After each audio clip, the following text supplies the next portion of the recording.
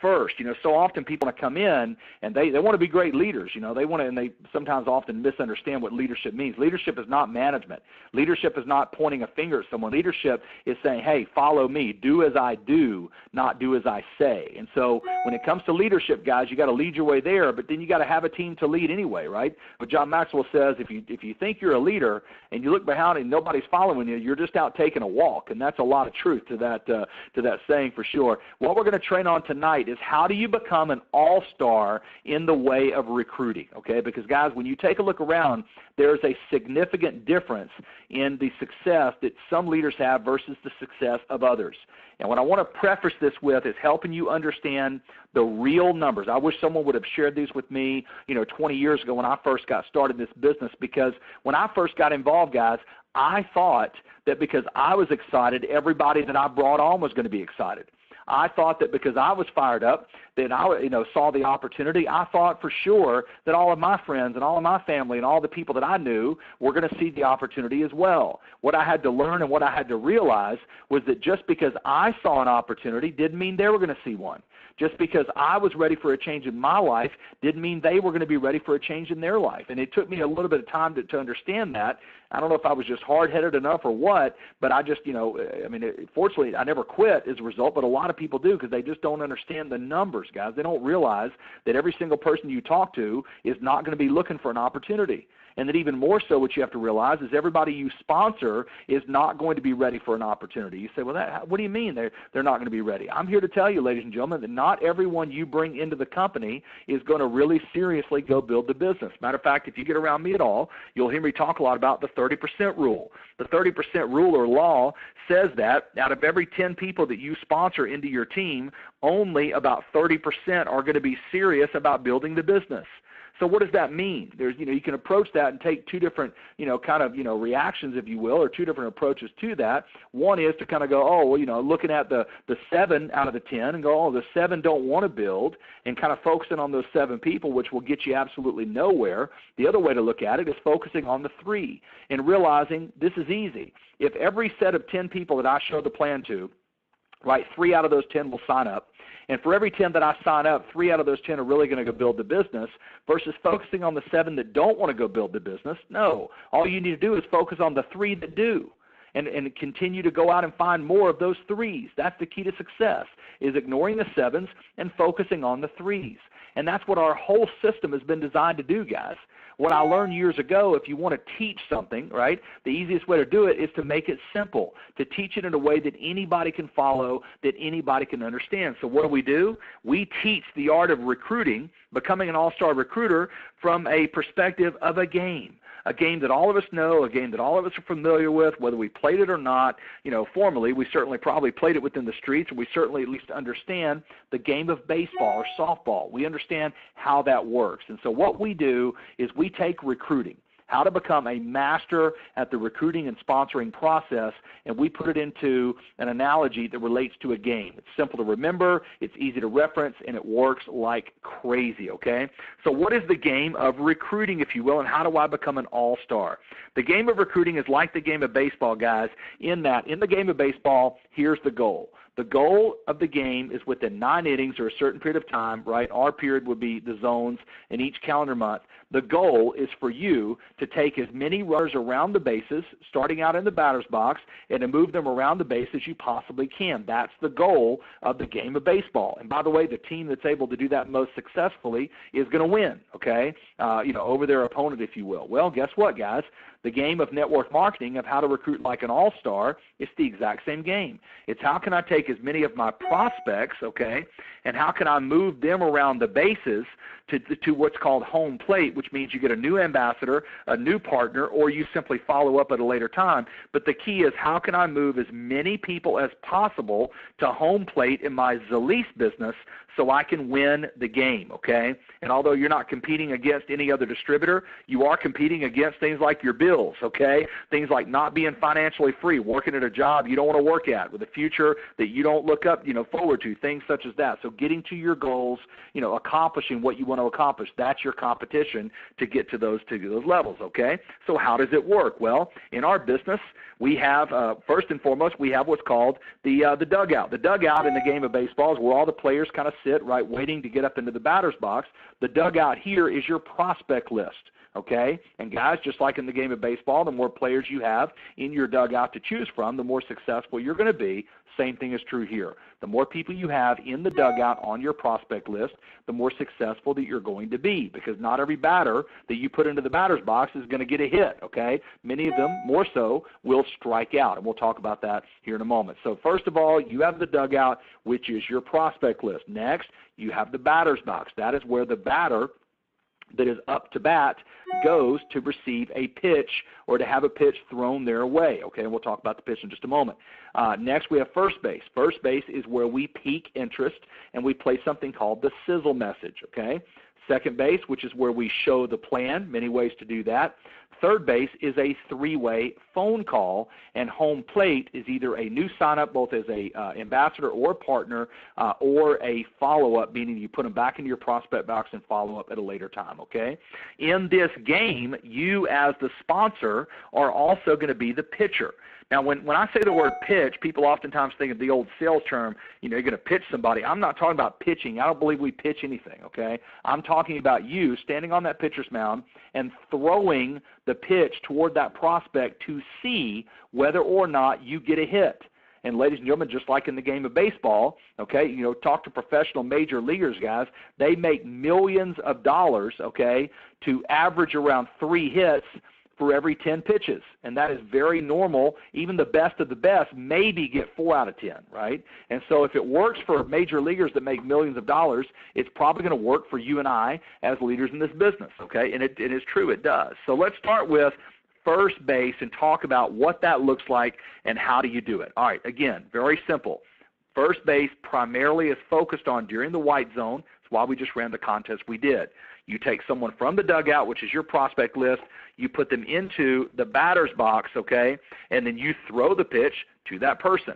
That is the process of moving that individual to first base being the sizzle message. Now, what is the purpose of the sizzle message, guys? The number one purpose of the sizzle message is to pique their interest, okay? It is to determine whether or not they have a serious interest in what we do. And there's 3 primary objectives of that sizzle. Number one is to give you credibility. Why? Because you don't have any, okay? When you're first getting started, you have no credibility, but I do as the founder and CEO, so I pass that credibility right along to your prospect for you. Number 2 is to weed out the wrong people. It says in that voicemail on that sizzle, guys, 3 different times that we're a network marketing company. We don't hide from that like many other opportunities do. We put it right out there so that we don't waste anyone's time. And the third reason for that voicemail is to show the bigness of this opportunity, okay, to really get their interest, guys, to where they understand that what we're talking about has billions, that's with a B, billions of dollars of potential. And guys, just being very candid with you, we're very clear, Angie and I are, on the work that we have to do. This is not a few years worth of energy. Guys, this is a process. I mean, it took Bezos 22 years to get Amazon to where it's at, and probably another 5 or 10 years to get it to where it ultimately has the ability to go. I don't expect for this to be a whole lot different, for her and I as it was for him, okay? And we're fine with that. We actually love what we do, and frankly, what else would we do anyway, right? This is a business that we do because we love it. My point in sharing that with you is that we're clear that this is going to take time to get it where we want to go, but I'll be very straight with you. Guys, I believe Zalise has more potential than any other network marketing company on the face of the planet. This business and this company that you're in right now has the capability, guys, to become the world's first $100 billion a year network marketing company. I recognize and realize how big that statement is. Most of you guys probably don't realize how big that statement is. That's a huge statement, okay? That would make this company by far the largest network marketing company on the planet by around 10 times, okay? Why do I say that? That's a pretty bold statement from such a young company. I'm not speaking to myself when I say that. I'm not saying that because I like our name the best or our logo the best or I think we have the best this or the best that. I'm sharing that and saying that because of the model itself. when you look at the model of what Zalise has built. Ladies and gentlemen, the proof is everywhere. It's in the regular marketplace all over, okay? And that's what gives us the capability. It's not because we're a better network marketing company. It's actually because we are a better mainstream company that is utilizing direct sales and network marketing as the distribution channel, okay? Now, I may be off my rocker. I may be crazy. But what if I'm right, okay? What if 10% of what I think works does, right? It still makes us the biggest in the world. So my point is, guys, we're excited about what the future holds, and that's why that voicemail sizzle is so important, to build that value in the eyes of your prospects so they take this very serious and they make it a priority to do what needs to be done to get them to second base. So that's a little bit about first base. How do we throw the pitch? We know the 3-question invite. Don't need to get into that here right now as far as breaking that down in great detail. Just a few things I'll share with you is you need to follow the invite as it's listed, guys. This is not the time to reinvent. This is the time to duplicate, okay? A few things I do throw in there is, did you know Amazon is now larger than Walmart? That's based, of course, on U.S. sales. What I do throw in there is, isn't that amazing? Matter of fact, many experts predict that they'll be the largest company in the world in 10 years. So I throw that in on number 2. On number 3, when I say knowing what you know today, if you could have joined Amazon at the beginning, would you have done so? Right now we do have for a certain period of time, we have a very unique opportunity for the founder program. So oftentimes I'll say, if you could have been a founder in Amazon in the beginning, would you have done so? Of course, it's a very powerful statement. So, but the bottom line is, guys, follow that invitation, and then of course from there, follow the steps. At that point in time, you follow the script, guys. I thought that's what you'd say, and you just go right to the script and you get them to the sizzle. Now, a couple things about the sizzle, guys. The sizzle must be done with you on the phone. Sending someone a sizzle is a waste of time. They are not going to go listen to the sizzle, and and oftentimes, guys, they will not go listen to the entire sizzle. So what does the key word there say? It says 3-way them into the sizzle. Guys, you cannot have the approach, well, I can't take time for that. Yes, you can. You must take time for that. It's absolutely critical to be done correctly. What you have to realize is this is a process, and what you're trying to determine is that person you're talking to the right person for your business, yes or no? You are looking to collect a completely informed decision, okay? Now, there's an old saying, you can't say the wrong thing to the right person, and I believe that to a degree, but I also believe in creating proper duplication, and that is why it's worth the extra time, guys. There's some parts of this business that we'll utilize with technology and speed and things like that, but there are some parts of network marketing that are never going to escape the fact this is a people business. It's a contact business in the way of connecting and interacting with people. And there are certain parts of that interaction, guys, that technology cannot satisfy, okay? And that sizzle being 3-wayed in, that is one of the parts of this, and I'm just telling you, guys, don't fight it. Just trust me on this. It will create the results, and it's got the ability to make you very wealthy, okay? So just follow it. 3-way them into the sizzle, and at that point in time, obviously, you get the appointment and you get off of the phone. So a few tips on becoming an ace pitcher. Again, the pitch is your invitation. As we just shared, you must verbally speak to the prospect. Now, guys, you can utilize social media to get that prospect on the phone, and that's fantastic. You can pique their interest a little bit, but again, guys, you've got to 3-way them into the sizzle. If you send them the sizzle over Messenger, over text, guys, I'm telling you are spoiling that prospect, okay? Let them know, listen, this is important. We're talking about this company could be the next Amazon. You've got to see this, but we need to talk. I need 5 minutes. And you get them on the phone and then follow your script. And then, of course, you get them off the phone and scheduled in for a second base. Now, that brings me to the next point, the goal of a pitch.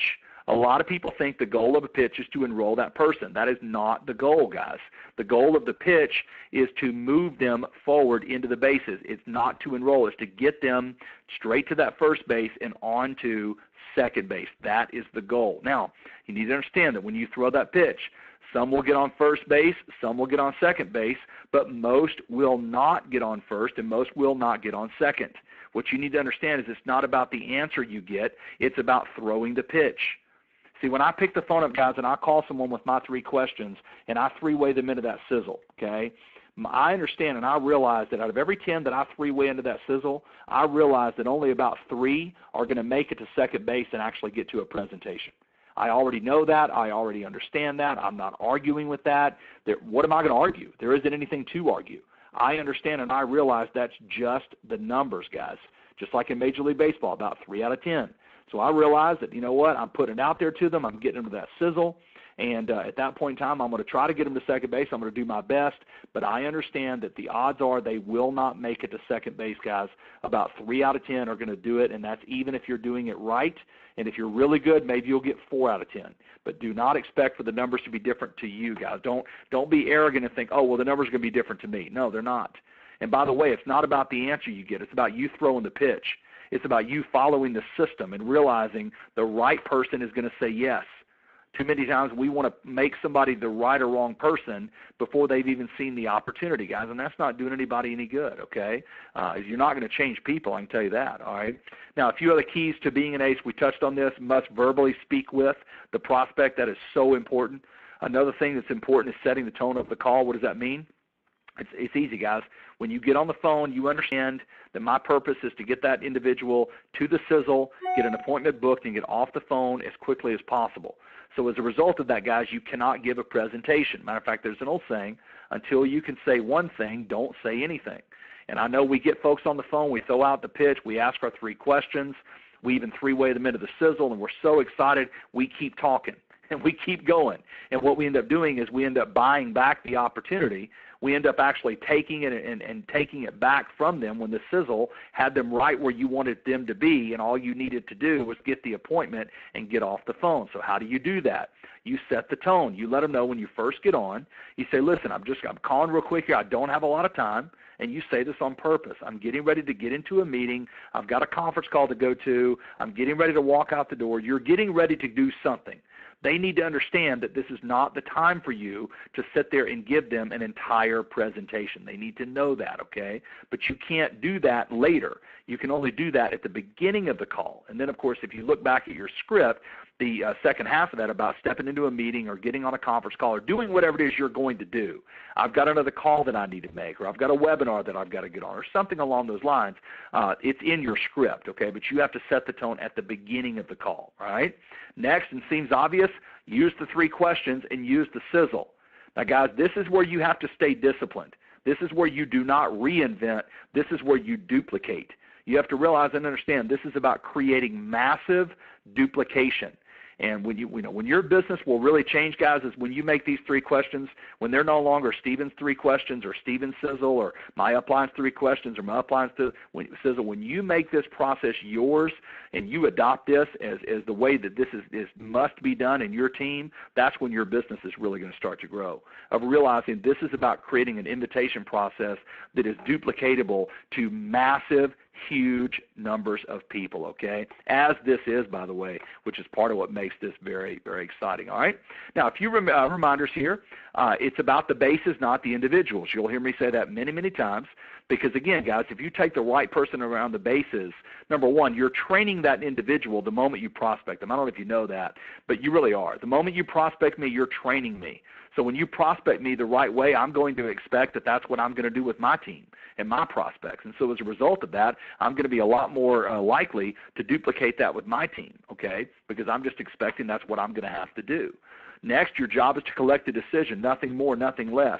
If you collect a decision by taking someone, throwing the pitch, asking 3 questions, taking them to the sizzle, and then they will not meet with you, they will not agree to a presentation, they don't want to hear more, congratulations. Take your right hand, place it on your left shoulder, and pat yourself on the back because you just did your part. If someone says no after that sizzle, guys, and they don't want to see this, it's because they're not the right person for Zalise. There's nothing wrong with that. It just means they're not right now. They may be right later, just right now, okay, just not right now, all right? Next, less is more. People think that the more they say, the better off they are. No, words are like holes in the boat. The more you have, the worse off you are. Less is more. Your job is to say less to more people. People think they're there to talk their people into it, and they end up buying it back versus simply following the script, okay?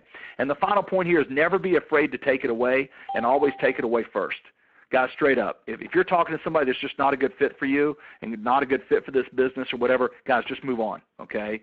You always maintain your dignity and you always maintain your respect. If someone's being disrespectful to you or to this opportunity, you take it away immediately. If someone's not treating you with that respect, because they should be, okay? Very, very important, all right?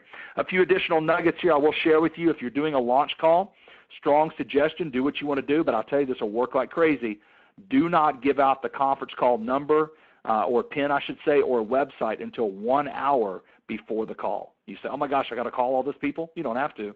But if you want it to work for you, remember, you cannot confirm someone who's getting on a phone call. That's just odd. All it does is make it sound like you're needy, okay? But if you say, look, I don't have the conference number, I don't have the PIN, I don't have the website, but I'll call you exactly 1 hour beforehand, be on the lookout for my phone call, okay? Now, what do you do, or what if they ask you for more information? You know, you play that sizzle and they go, well, tell me what's this all about? What's the name of the company again?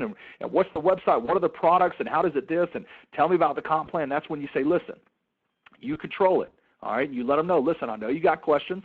That's what the appointment is for, okay? I don't have time to get into it right now. I've got to get off this call. I've got that conference call I've got to get into, or I've got a meeting that I've got to get to or whatever.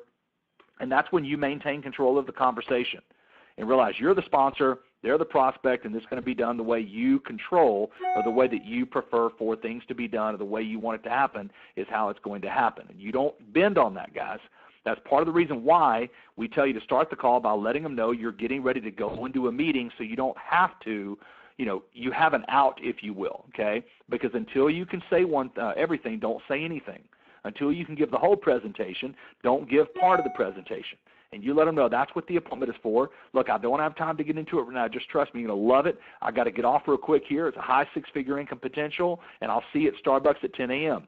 Get off the phone. Get the appointment. Get off the phone, okay? You've been successful. Now it's time to take them to second base, but you can't do first base and second base at the same time, okay? Now what if they still press you for more?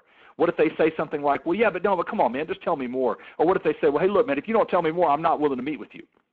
Or I'm not coming to the meeting, or I'm not going to get on the call. You know what I say to that? Great, you're not coming. Great, you're not going to get on a call. Let me ask you a question, John, straight up. For $10,000 a month, is it worth 45 minutes of your time, yes or no? And guys, if they say no to that question, they're lying to you. They're not the right person. Move on, okay? In other words, what I'm saying is this. You're presenting them with a significant opportunity. Almost everybody you put on that sizzle, if you do it right, is going to ask you more information. Why? Complete this sentence for me. Curiosity killed the, okay? We know what killed the cat, right? It was curiosity. They're going to be curious. If you're doing it properly, you're doing your job if they're curious.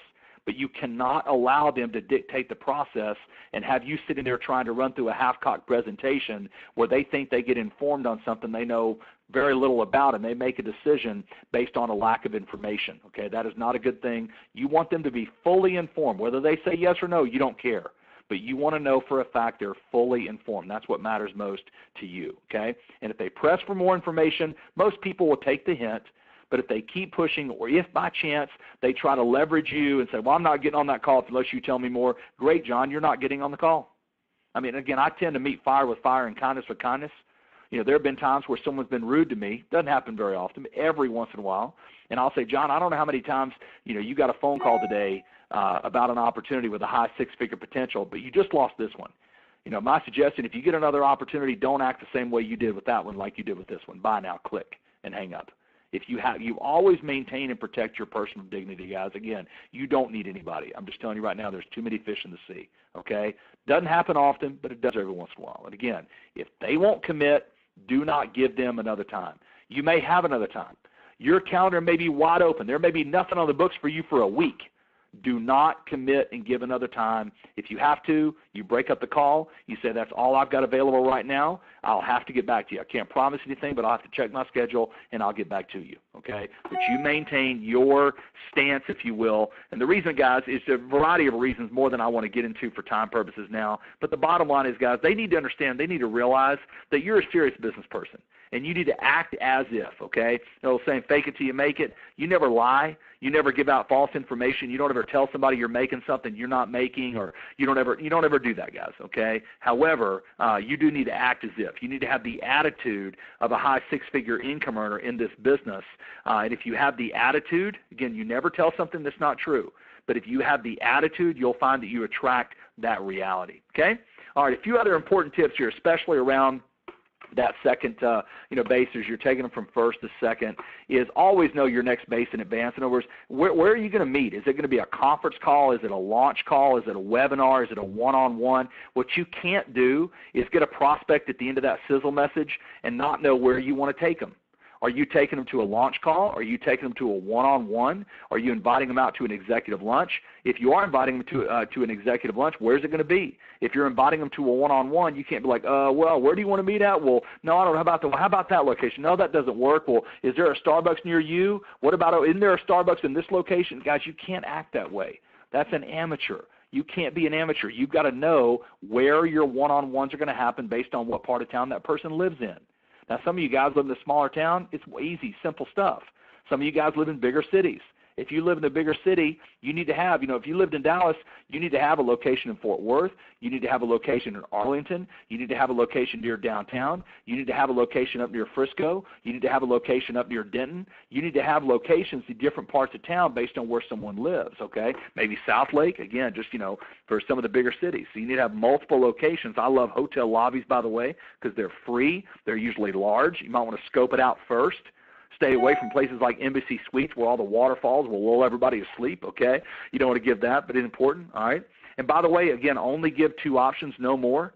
If it's a launch call, just give 1. If they can't make those 2 options, then you can come back and say, you know what, I'll have to get back to you. Unfortunately, man, my calendar is slammed full. This thing is exploding, okay? You get the next base scheduled and you get off the phone or you walk away, guys. That is critical because until you can say everything, again, there it is again, don't say anything. I know you want to. I know you're excited. I get it. But you cannot allow yourself to do that, okay? You've got to get the appointment and realize you were just successful. You got them on first base. You're scheduling second base. And then you get off of that phone and you move on to the next prospect, okay? So second base, guys, is showing the plan. There's a myriad of ways to do that. Showing the plan is simple. You can do webinars. We have one-on-ones. We have launch calls. We have presentations every night. It's easy. ZalisPresentation.com, 24 hours a day, 7 days a week. I'll show the plan for you. You can even call the 515 number, which is on your win sheet, guys. You can call that number, and I'll present to you 24 hours a day, 7 days a week. Matter of fact, here it is, 515-739-1009, 515-739-1009, PIN 734749#. Go check it out. 24/7, I'm on call, ready to show the plan for you, okay? All right, good deal. So that's second base, showing the plan. Let's move on here and talk a couple things here. Again, we talked about the presentation of what type you're going to do, also having tools, having applications. You can't get to a presentation, guys, and not have an application. You got to be beyond that, okay? You got to have win sheets. I talk to distributors every day, and their upline has never given them a win sheet, and they don't even know where to go to, they don't even know where to go to find anything, okay? Because they just, they're signed up, and it's in their welcome letter, but how many people even read that, guys? We disregard those types of things. It is important that we get our people plugged into that win sheet so they know where to find the information. They know where to go to get what they need, okay? In addition to that, prep before starting the presentation. Guys, before you show the plan, and by the way, this is we have some great information in the new archived on-demand presentation webinar that's in the process of being built right now. It's going to go live. But that is prepping the presentation, right? Things like, hey, listen, before we get this process started, just a few simple things. Number one is that you need to take great notes today. Guys, you have got to get your prospects writing things down. You let them know, I'm not going to stop throughout the presentation for questions, so write those down, okay? Number two is remove distractions. Do not be afraid to tell your prospects, turn off your phone.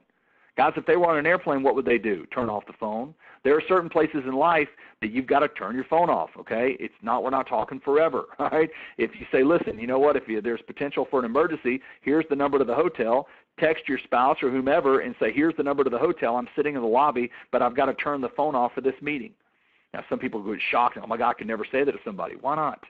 Guys, listen, if you don't put value to your business, nobody else will. I got news for you. If you don't put value to the opportunity, in your time, nobody else is going to do that for you.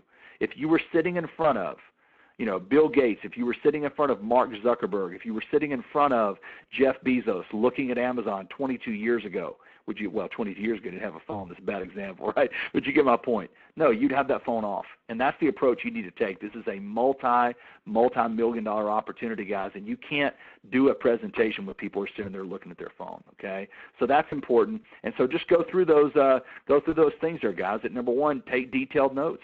Number two is write your questions down.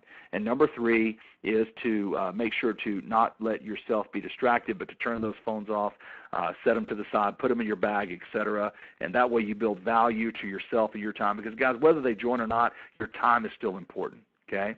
Now, how to show the plan. Again, we've got a great webinar presentation, guys. If you want to learn how to show the plan and learn exactly what we share, exactly what we say, all you have to do is be willing to study that presentation. Just takes a little time. And then, of course, the next step is activity knowledge, doing the presentation. You want to learn how to show the plan? Start doing the plan, okay? Now, at second base, that's when you show the presentation. Third base, if necessary, is a three-way call, but everybody should be on the phone with the upline. If it's not a three-way, it turns into a lifeline because they've already joined your team, okay? A few tips that I'll share with you on three-ways. And, guys, look, I know we're getting a little bit beyond our regular time, but this is just too important. You got to get this information. You should always do a three-way after you see the plan. You have to realize something. This is a team sport. Some people think that recruiting is a single sport. It's not. It's a team sport. And it involves all members of the team to get that prospect properly into your business. Plus, you're training someone every time you present. Every time you sponsor, you're training them on what they should be doing to build the business. Make sure you're training them properly by always doing a three-way. And by the way, if they join and they sign up, get them signed first, put them on with that same upline anyway, and make it a lifeline call, okay? Prospects must have seen or heard the full presentation at second base before third base. In baseball, you would never go from first base to third. You don't do it here. They must go through second base. Why do we do that? Because there's no need, guys. Nobody is going to be able to sign someone up on a three-way if that person hasn't seen the plan first, okay? Next, schedule it for the end of your presentation if you can.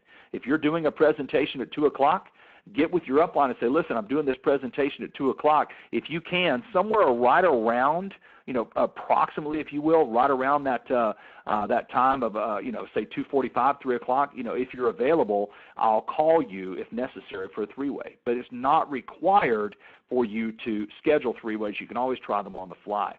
If they're scheduled, there is no reminder necessary, okay? And by the way, guys, and some of you need to hear this, you always call your prospect first a few minutes in advance. Do not call your upline and then ask your upline to sit there and hold while you're trying to reach your prospect on the other line. And by the way, if you have a three-way call scheduled at 3, call your upline at 3, not at 2:55, at 3, okay? Chances are if you call me at 2:55 and we have a 3 o'clock scheduled, I'm not answering, guys. I'm on another phone call. If you're dealing with successful uplines, there are very few times they're not on calls, okay, especially during their building hours. And so as a result, it's all good. Just get your prospect on the phone a few minutes in advance.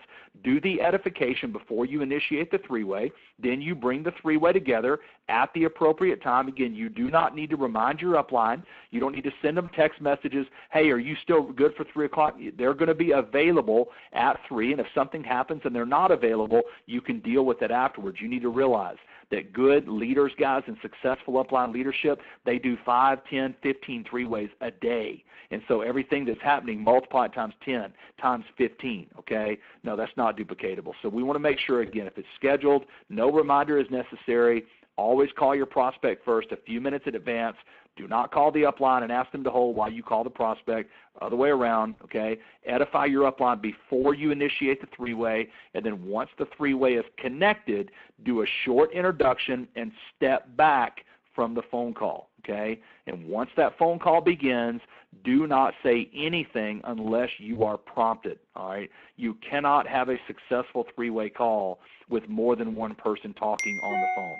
It's unprofessional. It sounds sloppy. It just makes you look like an amateur, okay? Once the call begins, if you want the upline to be on the phone, let them handle the three-way call. And if they enroll your person, You're responsible for documentation, following up, getting that person plugged in, et cetera, et cetera, et cetera, okay? So that right there is a little bit on three-ways. Now, after you take that person to a three-way, at that point in time, they're going to go to home plate. Not everybody that goes to home plate, guys, is going to sign up. Matter of fact, most won't. Every time you show the plan, for every 10 people, you should expect to sign up 3. That's just the way it goes. So what do you have? You have an attitude of a pro. You have a daily pitch goal to begin. Your goal is, how many am I going to pitch today? That's my goal. Your only job is to collect a decision. If you will get that in your mind and realize your only job is to collect a decision, it's not to choose the decision, it's just to collect one. Your job is to get them informed properly and then collect that decision. PS3, pique their interest, show the plan, do a three-way, let the rest work itself out, right? Next, some will, some won't, so what next? Some will, some won't, so what next? Move on, okay? All who don't sign become a partner, and you keep your pipeline full of 15 to 20 players on the bases at all times. And if you really want to make this work, guys, go out and get yourself, you want to talk about what will make you a six-figure income, go get yourself an old school 3x5 index card box. Get the numbers that represent the dates of the month for your tabs, get the monthly tabs, and go get a big old huge stack of white 3x5 index cards and start writing down your prospects and their contact information. By the way, I got a phone number here. Don't everybody call this guy. Trust me, you don't want to call him. All right, you waste your time with this guy. All right, but bottom line at the end of the day is that you pick the phone up and you call that person, and then you put them in process, and then at that point in time, you move them ahead. If they're ready to talk 2 days later, you simply slide them ahead, by 2 days, or slide them ahead by 4 days, or whatever you need to do. And then at that point in time, if they're not ready right now, you slide them into the next month if you need to. But once they go in your prospect box, they never, ever come out until they join your business, okay, become a customer, or whatever. We used to jokingly say, buy, sign, or die. Until they do one of those 3 things, they're not coming out of that prospect box. You may follow up with them every 30 days, every 60 days, every 90 days, whatever, but they stay in the prospect box. Remember, guys, just because they say no, it doesn't mean no. It may mean not right now, okay? And then, of course, from there, ladies and gentlemen, it's simply understanding the numbers. And this is the thing I'll end with here real quick. This is from Bill Britt, an Amway multi-millionaire, definitely without a doubt, one of the most successful leaders here in the Amway business, one of the top income earners in history in network marketing. Here's what he said, guys. There is no secret. Here's what he says. I simply showed the plan to 1,200 people. Now, guys, get this. 900 said no. Doesn't that about sound like the number we told you? 900 said no. 300 signed up. Out of those 300, 85 did anything at all. Out of the 85 that did anything, only 35 were serious, and out of those 35, 11 made me a millionaire. Ladies and gentlemen, I'm here to tell you right now that if it was good enough for Bill Britt, if it was good enough for Stephen Thompson, if it was good enough for all the other top incomers and friends that I have in this industry, I'm telling you right now, guys, it's good enough for you. Stop trying to make the numbers be different for yourself. Allow the numbers to be the numbers, guys, and then choose to make the numbers serve you, where some of you guys serve the numbers, okay? You know what I found out? It's a lot easier just to finally give it up and quit fighting it and just go out and make the numbers serve me by working those numbers versus constantly being stressed out or worried or hoping the numbers are going to be different. I got news for you. 20 years in, the numbers will never be different. They're the same for me as they will be for you, okay? But if you'll let those numbers work for you, ladies and gentlemen, you can absolutely let magic happen. If you follow these steps, you indeed, my friends, will become an all-star recruiter.